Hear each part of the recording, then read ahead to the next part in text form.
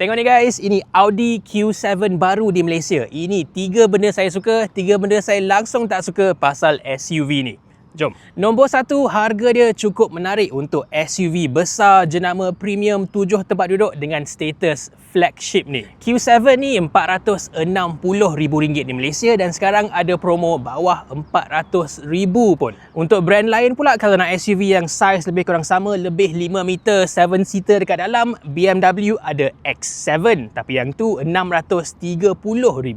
Kalau nak Mercedes-Benz pula, kena ambil model GLS, yang tu dah lebih RM1 juta dah sekarang. Sebelum ni, brand Audi ni memang kurang laku di Malaysia sebab kereta dia semua import CBU dengan tax sangat tinggi. Tapi yang ni pula is the first locally assembled CKD Audi dekat Pekan Pahang dengan harga yang jauh lebih kompetitif. Dan walaupun harga dia bagus, kita dapat full spec habis dengan S-Line exterior package dan lampu depan dengan matrix LED dan laser high beams. Dekat belakang pun lampu dia pakai teknologi OLED yang korang boleh tukar-tukar pattern. Memang canggih.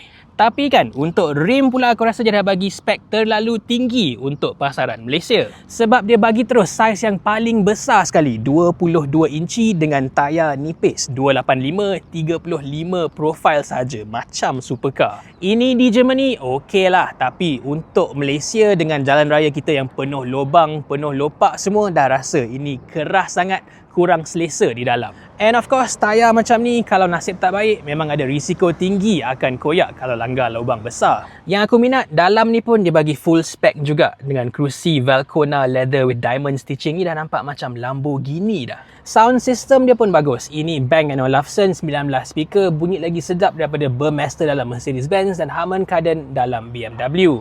And dekat tengah ni banyak kereta lain dia bagi a full monitor. Terus macam-macam brand pun semua nampak sama sahaja. Tapi Audi dia lain sikit. Dia bagi 2 layered screen macam ni. Dan dekat depan driver ada screen ketiga. Audi ni lah antara brand pertama sekali yang buat ciri ni, but the Audi Virtual Cockpit is still the best in the business. Meter ni sangat-sangat clear, it's customizable, boleh tukar-tukar design dan langsung tak ada reflection. Banyak brand lain dia cuba buat tanpa cover dekat atas ni, tengok bawah nampak muka sendiri je. Apa yang aku tak suka, walaupun Audi ni ada reputation for good build quality, yang ni tak adalah bagus sangat. Unit ni baru je jalan 16,000 km, center armrest dia dah bunyi macam kereta lama. Lepas tu dashboard dia pun ada banyak part plastik, bila tekan dia ada bunyi-bunyi, rasa kurang solid. Apa yang aku suka, Audi Q7 ni SUV keluarga yang praktikal. Kerusi baris kedua ni ruang bagus dan dia lebar. Nak masuk 3 orang dewasa pun sangat selesa. Lepas tu aircon dia ada 4 zone climate control system ya. So dekat belakang pun boleh pilih temperature lain kiri dan kanan. And dia ada separate blower controls juga. Tak banyak kereta lain ada macam ni. Lagi unik, kereta ni ada 6 set ISOFIX termasuk kerusi depan, kerusi tengah ni dan 2 kerusi belakang. So nak pasang baby seat, ini paling fleksibel sekali. Tapi baris ketiga tu memang sempit lah untuk kanak-kanak sahaja. So Q7 ni is much better used as a 5-seater dengan boot bapak besar. But nak pakai as a kereta boss dengan driver, yang ni kurang sesuai lah sebab kerusi dia biasa sahaja.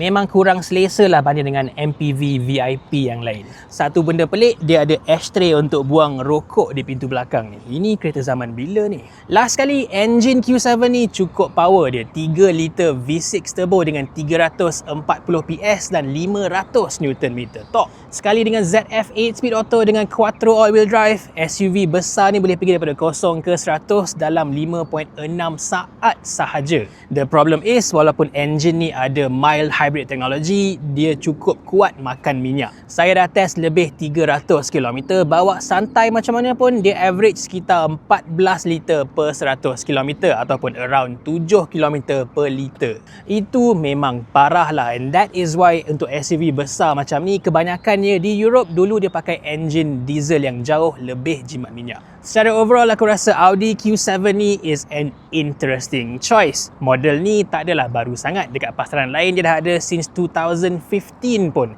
Tapi di Malaysia jarang nampak, so it looks more unique, lagi eksklusif lah banding dengan BMW dan Mercedes. So ini dia guys, Audi Q7 S-Line. Best ke tak best? Tulis kat bawah.